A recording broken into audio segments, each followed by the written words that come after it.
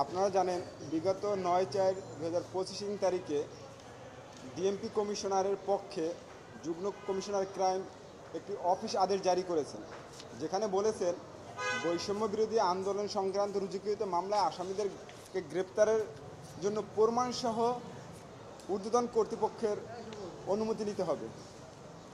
এই যে office আদেশটা challenge করে আজকে মহামান্য হাইকোর্ট বিভাগে একটি রিট পিটিশন দায়ের করেছি। আমাদের বক্তব্য হলো, যেখানে সিআরপিসিতে বলা আছে এবং আপনার মাননীয় আপিল বিভাগের একটা জাজমেন্ট আছে বাংলাদেশ ভার্সেস ব্লাস্ট, সেখানে আসামিদেরকে কিভাবে গ্রেপ্তার করবে সেটা গাইডলাইনও দেওয়া আছে এবং পিআরবির কোথাও বলা নাই যে কোনো আসামিকে গ্রেপ্তার করতে হলে পূর্ব অনুমতি লাগবে। যে কারণে আমরা মনে করি অসৎ উদ্দেশ্য নিয়েই এই অফিস আদেশটি জারি করেছেন, যাতে জুলাই গণহত্যার আসামিদেরকে রেহাই দিতে পারেন, সেই উদ্দেশ্যেই এই অফিস আদেশটা জারি করেছেন। এবং আপনারা জানেন যে পুলিশ এখন নিষ্ক্রিয় ভূমিকা পালন করতেছে, তার মধ্যে এই অফিস আদেশের মাধ্যমে যারা এই মামলায় বৈষম্য বিরোধী আন্দোলনের মামলায় জড়িত তাদেরকে গ্রেপ্তার না করার লক্ষ্যে এই অফিস আদেশটা জারি করেছে। প্রাণ সসের মাখামাখি টেস্ট নুডলসকে করে তোলে আরো ইয়ামি আরো জোস। তাজা পাকা টমেটো আর সিক্রেট রেসিপি কম্বিনেশনে প্রাণ সসের বস।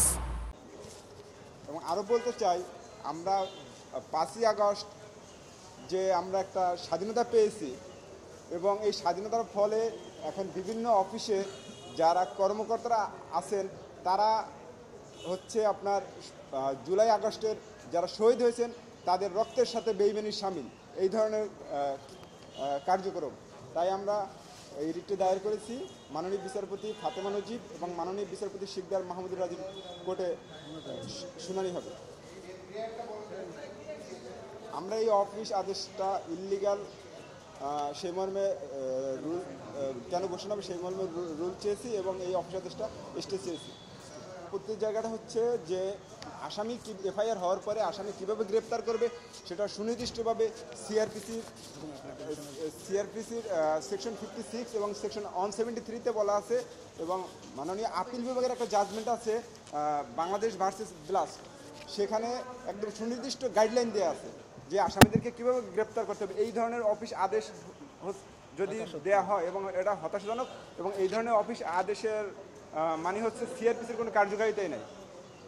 এখন সেটা তো সিআরপিসির সেকশন 170-তে বলাই আছে যাদের বিরুদ্ধে সুনির্দিষ্ট অভিযোগ নাই তাদেরকে গ্রেপ্তার করবে না, কিন্তু এখানে একবার আপনারা দেখবেন বলা আছে প্রমাণসহ ভিকটিম, বাদী, প্রত্যক্ষদর্শী, ঘটনার সংশ্লিষ্ট ভিডিও, অডিও, স্থিরচিত্র, সিডিআর সহ অবশ্যই ঊর্ধ্বতন কর্তৃপক্ষের অনুমতি নিতে হবে।